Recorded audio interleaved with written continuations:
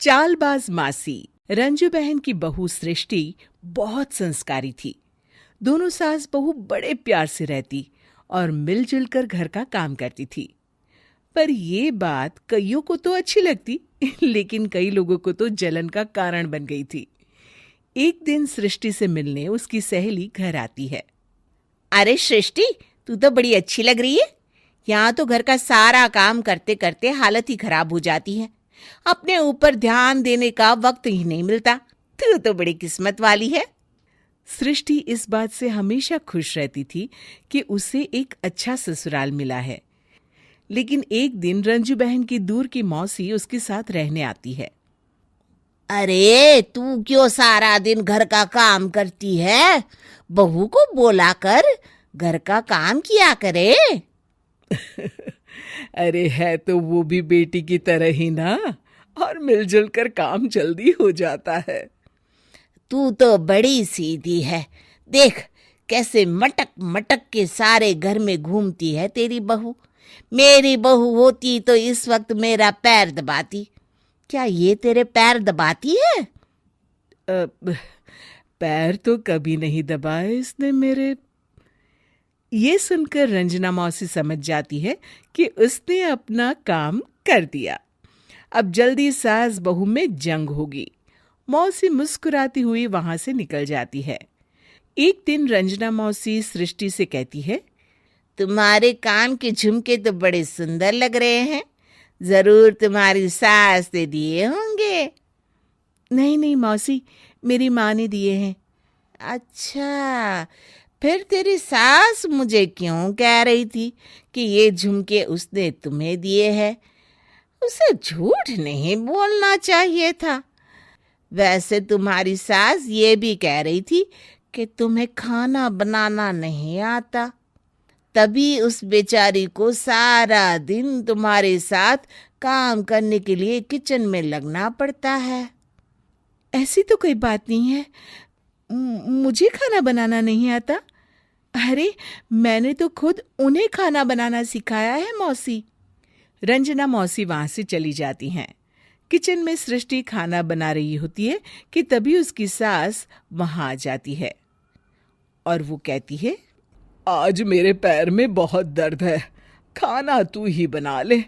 और वैसे भी मैंने सुना है कि मुझे खाना बनाना तो तूने सिखाया है।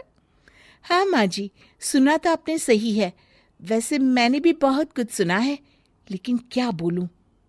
दोनों सास बहू को झगड़ते देख बाहर खड़ी रंजना मौसी मुस्कुराने लगती है। बड़ी आई थी प्यार से रहने वाली।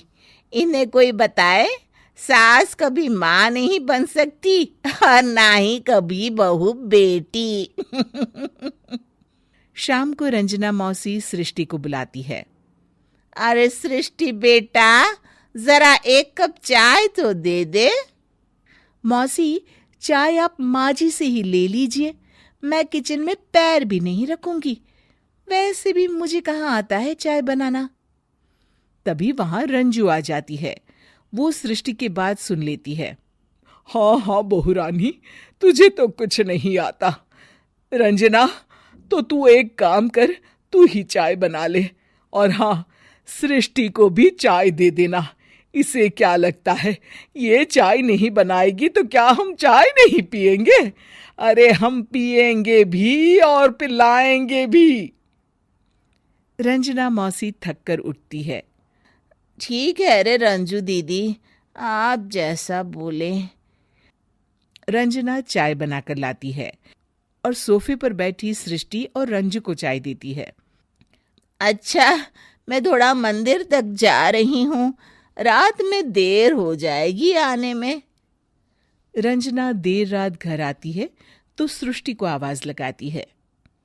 अरे बहू रानी, कुछ खाने को तो दे दे, बहुत जोर से भूख लगी है। मैंने कोई खाना वाना नहीं बनाया मौसी।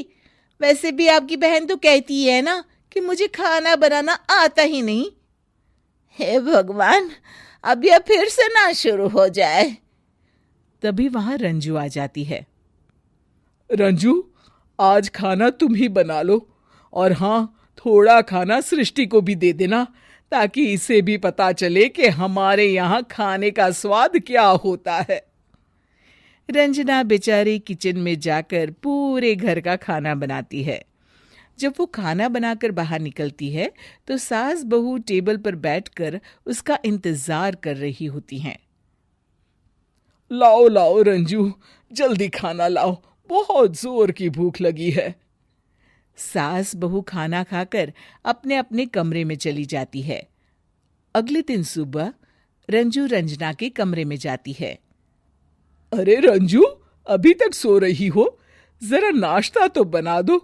तुम्हें तो पता है ना कि बहू आजकल किचन में पांव भी नहीं रखती। पता नहीं किसने उसके कान भरे हैं। चलो अब उठो और नाश्ता बनाओ। और हाँ, सृष्टि को भी दे देना खाने के लिए। अरे उसे भी तो पता चले कि हमारे घर का नाश्ता कैसा होता है। मैं नीचे जा रही हूँ, जरा जल्दी वक्त पर आ जाना। हाँ। रंजना नीचे उतरती है और उसके हाथ में सूटकेस होता है। अरे रंजू, कहाँ जा रही हो? नाश्ता नहीं बनाओगी? अरे मौसी, बहुत जोर की भूख लगी है, नाश्ता अभी तक नहीं बना। अरे मैं कुछ नहीं बनाऊंगी, मैं तो घर जा रही हूँ। तुम सास बहू के चक्कर में मेरी तो कमर ही टूट गई। अरे अरे मौसी, कहाँ जा रही हो? तुम चली जाओगी तो हम सास बहू को खाना कौन खिलाएगा? रंजना मौसी भागते हुए कहती है। अरे मेरे बस की नहीं है, मुझे माफ करो। मैंने तो गलती कर दी तुम दोनों के बीच में झगड़ा लगाकर। रंजना मौसी के जाने के बाद रंजू सृष्टि से कहती है। बढ़िया आई थी हमारे बीच लड़ाई लगवाने वाली। अरे कौन कहता है कि सास माँ और बहू बेटी नहीं बन सकती? सही कह रही हैं माँ। अगर ऐसे भड़काने वाले लोगों से दूर रहा जाए तो हर सास माँ और हर बहू बेटी बन सकती है।